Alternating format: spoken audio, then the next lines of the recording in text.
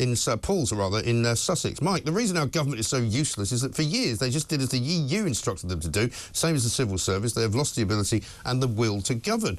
Isabel Oakeshott, as usual, is so right. Keep up the good work. Well, I think that's right. I mean, the problem is so many people in this country seem to have forgotten how to do the job that they are paid to do, whether it be Rishi Sunak as Prime Minister, whether it be the guy who's in charge of HS2, who's paid 670,000 quid, whether it's the civil service, whether it's the Home Office, whether it is a Coutts Bank. You know, they've all forgotten what the business of business actually is. And all they do is sit around congratulating each other on what great ideas they've had for clearing up the diversity quotient or for, you know, making sure that inclusivity is a proper guideline. I mean, for heaven's sake.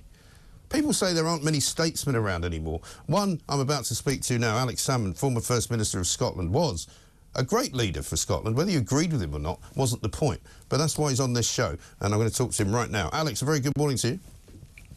Hi, Mike. I'm just going to give you a clap. Yeah, thank you. Help yourself. Yeah, that's you can have that. Because you're nice to me, and I think you do your job so well. So what you deserve is a clap. That's very kind. Luckily, they pay me as well. So, yeah, while it's very much appreciated, I'd rather have the money. I used to say to my kids, you know, when I used to go home at the weekends to see them during the COVID business, I would go, why don't you just line your way down the garden path and clap me as I come home, because I've been working all week. They didn't go for it. But, you know, it is a kind of ludicrous place we seem to have found ourselves in Britain today, where nobody's really doing what they're paid to do anymore. Well, I tell you, Mike, you're becoming an old curmudgeon. I mean, you know, clapping these health service workers, I mean, next thing you know, the nurses will want decent pay as well. I mean, it'll get totally out of hand. Well, listen, they do get decent pay, and that's why most of the nurses in the nursing profession didn't bother going on strike. So I hope you're not falling for the left-wing nonsense that, you know, oh, they're all in a terrible place, because they're not. Same with the doctors. There's only about 12% of the doctors are actually on strike.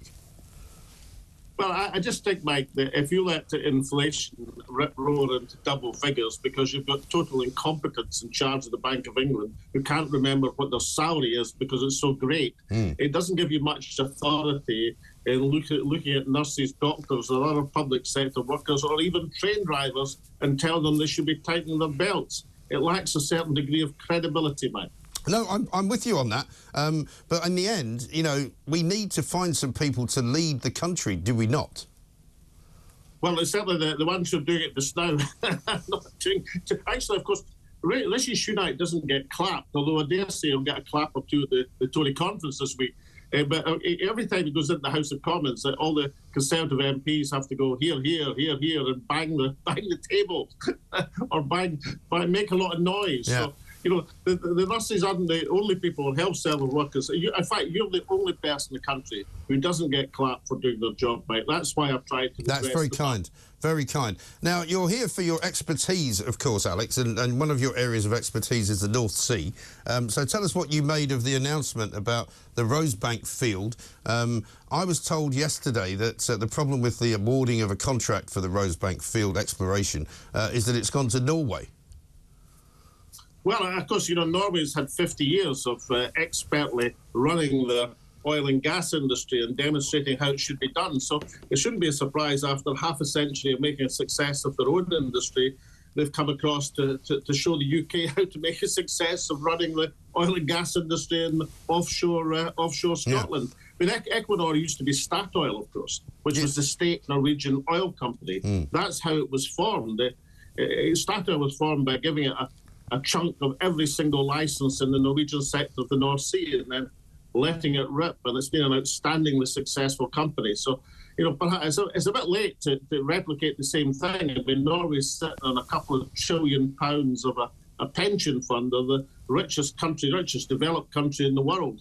But maybe just occasionally UK politicians should glance across to Norway and take some lessons on how to handle the international oil industry. So do you welcome this manoeuvre then by getting North Sea oil back on the agenda, if you like? Well, I mean, I would have licensed Rosebank. I mean, Rosebank is worth a lot of money for a start, Mike. It's, you know, this is a £30,000 million hydrocarbon field, minimum. Now, I mean, the most sensible thing I ever got told in economics, Mike, was that anything over $1 million is just a big number to people. So let's try and get 30,000 million into context. I mean, well, obviously you're a millionaire, Mike, and nobody begrudges that because you weren't really happy. I would have been if I hadn't lived the life that I did. Well, you're coming again, the millionaire, because you're on every programme under the sun, and quite right too, because you do it very well. Anyway, you're a millionaire, Mike. So let's imagine we had 30,000 Mike Grahams packed into a medium-sized football ground. Now, the worth of that 30,000 Mike Grahams would be approximately the worth of the Rosebank oil field. Right. So it's a big chunk of cash, this, to a cash-strapped UK. I mean, even Liz Truss, used to take several weeks to run our way through £30 billion. So the Rosebank's really important. Of course, Sunak's done it the wrong way because, he does everything the wrong way. I mean, the argument that the government's using for developing, the argument against this compromises green credentials is to say, oh, well, this is import substitution. I mean, if we didn't develop Rosebank, we would just import the oil from elsewhere. But then, of course, as soon as Equinor is asked what's going to happen to the oil, is it going to be refined in the UK? They say, oh, no, it'll be sold into the international marketplace. There's no idea where it's going to be refined. Now, it would have been the simplest thing in the world, to say to Equinor, we're going to give you your licence, but you must refine the product in the UK, because it just so happens this is a light, sweet crude that is actually compatible with UK refineries. Right. So even the limited refinery capacity of the UK could have handled this. But they don't think these things through. But the second, the much bigger thing, the development of this field should have been attached to a zero carbon commitment, and that should be achieved by carbon capture. We're sitting on the possibility of being able to handle not just the UK's CO2 emissions for the next several decades, but a large chunk of Europe's. But in order to do that, we've got to develop the carbon capture network. And the current targets are for something like 30 million tonnes of CO2 to go through the carbon capture network by 2030 or 2035. But that's nothing like enough. That's only about 10% of the UK's carbon output. So you've got to scale that up by a factor of 10. And it just so happens, incidentally, that Equinor are the best company in the world to do this, because they're the one company which has been operating carbon capture in the Norwegian sector of the North Sea for the last 20 years in the Sleipner field.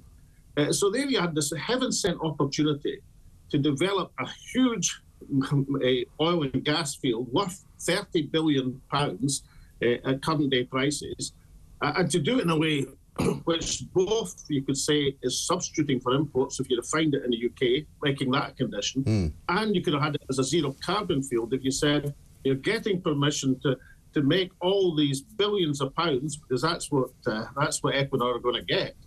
But you must come in and develop the UK carbon capture network from St Fergus by adding to the Acorn project and do it in a scale that's going to make a difference. Yeah. So if Rishi Sunak had done that with the licence approval, then he'd be in a much, much stronger position.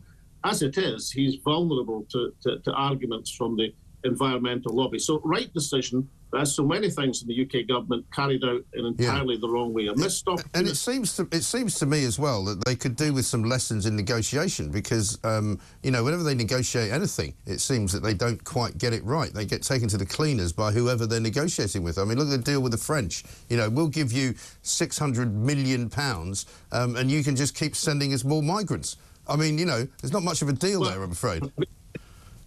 It's certainly true that, I mean, what they do with crap negotiators in the UK, like Lord Frost, is send them to the House of Lords. Perhaps they can do less damage there. Well, I think they should. I mean, I think Michel Barnier is virtually semi-retired these days. I think they should have him across doing the UK negotiations, and then instead of taking the UK government to the cleaners, they can take everybody else to the cleaners. Well, it would be nice. In order to win a negotiation, Mike, you've got to have a clear set of objectives. I believe the current Prime Minister is driven entirely by focus groups. All this reversal, sharp reversal, which I know you approve of, and there's some bits of it I think are actually quite necessary, like the central heating stuff. Yeah. But nonetheless, this is driven by focus groups, which says, in desperation of trying desperately to save our position in time for next year's election, what can we do that will reignite support for us among the Tory faithful? It's even simpler than it's simpler than that, Alex. It's simpler than that. They just have to listen to this show. That's what they do. If they do what I tell them to do, then they've got a chance of keeping hold of the government. Well, in other words, delete Michel Barnier, insert Mike Graham. Yeah, but absolutely. can I just say one thing about Scotland? Mike, as you remember, I conducted a referendum campaign in 2014. And as I remember it, the Labour and Conservative parties together in the Better Together coalition assured Scotland that there were no oil and gas fields worth anything left in the North Sea. Right. That's what they said 9 years ago.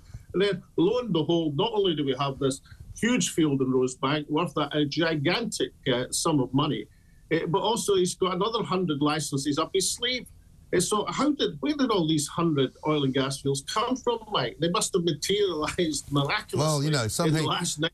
Yeah, well, they've obviously just risen to the surface, you know, sort of miraculously, as like sometimes things do from the deep, the briny deep. But listen, Alex, we've got to run. Good to talk to you. See you next week. He's going to be on Plank of the Week next week.